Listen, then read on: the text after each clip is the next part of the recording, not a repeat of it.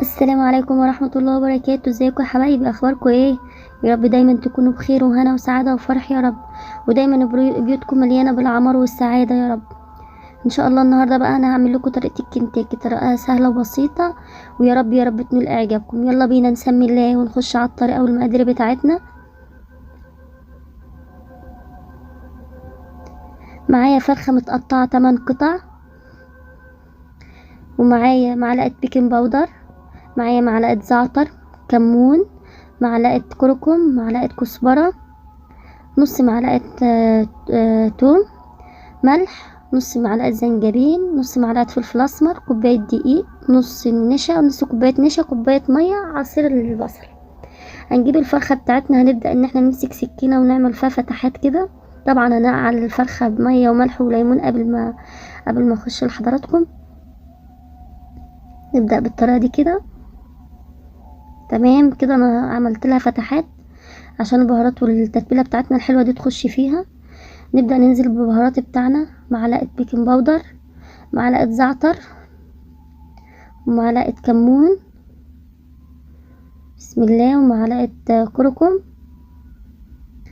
ومعلقة كزبرة ناشفة، ونص معلقة فلفل اسمر عشان نكتر الفلفل الاسمر اوي، والملح بتاعنا طبعا برضو مش هنكتر الملح عشان الكفر برا برضو هيكون في ملح، ونص معلقة نص كوباية نشا، وكوباية الدقيق.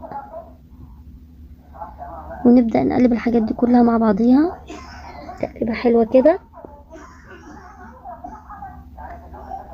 ادي عصير البصل بتاعنا. طبعا انا ما كانش عندي توم باودر ولا بصل باودر، هي المفروض تتعمل بتوم باودر وبصل باودر، بس انا ما عنديش، فرحت جبت بصلة بشرتها ناعم وخدت المية بتاعتها ونص معلقة توم اللي هو المهروس وخلاص. وبدأت حطيت المية بتاعتي ونزلت بقى على الدقيق والخلطة اللي انا عملتها تقليب لحد ما نعمت معايا زي ما انتوا شايفين كده. وحطيت حتة التومة، وهبدأ احط نص معلقة زنجبيل. تمام، نبدأ نقلبهم كويس. انا مش عايزاها ولا تقيلة اوي ولا خفيفة اوي، السمك بتاع ان هو يمسك على الفرخة بس. ما شاء الله، بسم الله ما شاء الله. نبدأ ننزل على الخلطة بتاعتنا ديت بالفراخ المتقطعة.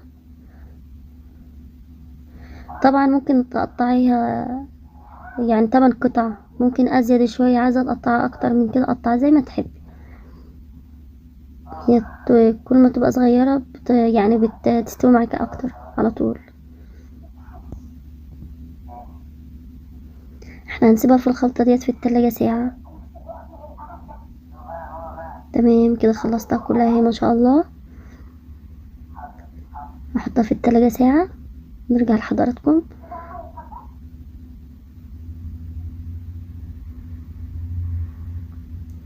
نعمل بقى الخلطة بتاعت الكفر اللي بره. بسم الله.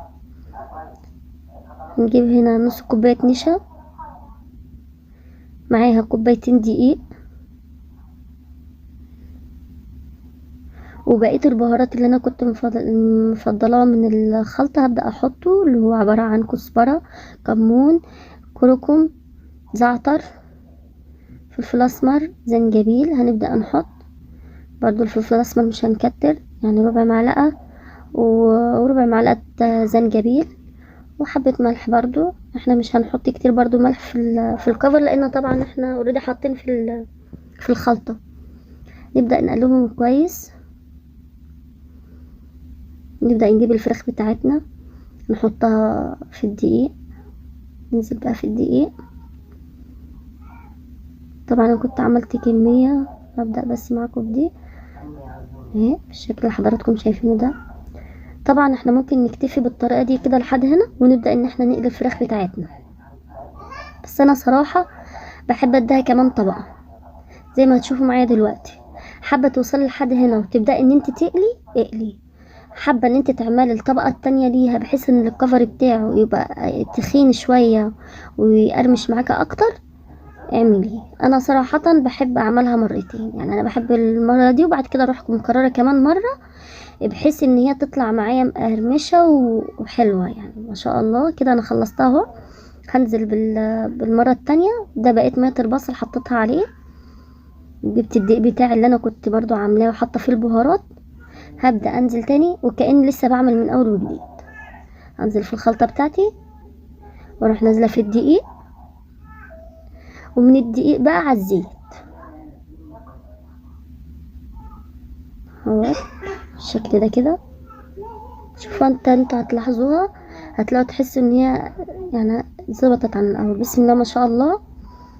لما نزلت بقى في الزيت اهي ما شاء الله. طبعا احنا هنا بقى ايه المرحله ديت احنا معليين الزيت شويه، معليين العين. هنبدا نغطيها ونهدي العين بتاعه البوتاجاز عليها خالص. نبدا نهدي خالص ونغطيها لمده 10 دقايق.